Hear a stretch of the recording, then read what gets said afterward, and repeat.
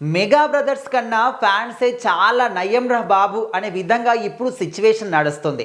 బాలేబాబు గారి మీద 300కు పైగా కేసులు పెడతామంటూ మెగా ఫ్యాన్స్ అందరూ కూడా రచ్చ చేస్తూ ఉన్నారు. ఎందుకు, అసలు ఏం జరిగింది, బాలేబాబు గారి మీద మెగా ఫ్యాన్స్ ఎందుకు కేసు పెట్టాలి అంటే అందరికీ తెలిసిన విషయమే. బాలేబాబు గారు అసెంబ్లీ సాక్షిగా చట్టసభల్లో చిరంజీవి గారిని ఉద్దేశించి ఏ విధంగా అనుచిత వ్యాఖ్యలు చేశారో అందరికీ తెలిసిందే. దేశవ్యాప్తంగా అందరం కూడా చూసాం. అంటే ఇద్దరు కూడా సినిమా రంగానికి చెందిన వాళ్ళే, సినిమా రంగానికి ఒక రెండు పిల్లర్ లాంటి వాళ్ళు.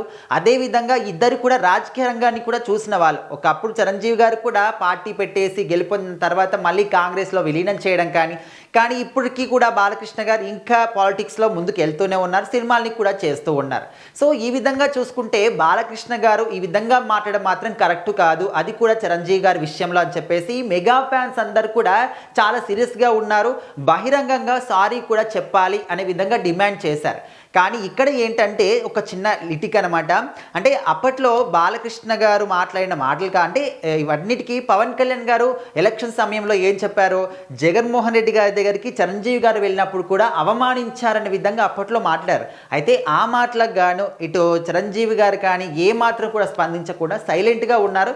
ఇదంతా కూడా మరి వాళ్ళ రాజకీయ పరంగా లబ్ధి కోసం చేశారనే విధంగా కూడా మాట్లాడుకుంటున్నారు. అయితే ఆర్ నారాయణమూర్తి గారు చెప్పారన్నమాట, అక్కడ జగన్మోహన్ రెడ్డి గారు ఏ మాత్రం కూడా అవమానించలేదు, టికెట్ల విషయంలో కానీ సమస్యల గురించి కానీ మీరు ఎంత చెప్తే అంత అనే విధంగా చిరంజీవి గారికి అప్పచెప్పారు, సాదరంగా ఆహ్వానించారు అని చెప్పేసి చెప్పారు. సో అది విన్న తర్వాత ఖచ్చితంగా ఇదంతా కూడా రాజకీయ పరంగా ఒక స్ట్రాటజీ, అవమానించకుండా కూడా అవమానించారని చెప్పేసి మీరు వాడుకున్నారని చెప్పేసి అన్నారు. అయితే ఇప్పుడు ఏంటంటే ఫ్యాన్స్ అందరు కూడా ఇంత రచ్చరచ్చ చేస్తూ మా అభిమాన హీరోని అది కూడా అసెంబ్లీ సాక్షిగా ఇంత మాట అంటారా అని చెప్పేసి బాలకృష్ణ గారి మీద కేసులు పెడతాం, మేము ప్రతి ఒక్క పోలీస్ స్టేషన్లో ఫ్యాన్స్ అందరూ కూడా కేసులు పెడతాం, 300కు పైగా పెడతామని చెప్పేసి వాళ్ళు రచ్చకు అంటే ఒక ధర్నాకి దిగారనమాట. సో చిరంజీవి గారు అందరికీ తెలిసిందే, ఎవరు ఏమన్నా కూడా అది కూల్గా హ్యాపీగా సాల్వ్ చేసుకోవాలి తప్ప ఏదో రాద్ధాంతం చేసి యుద్ధం చేసి ఫైటింగ్ చేసి ఈ విధంగా ఉండదు.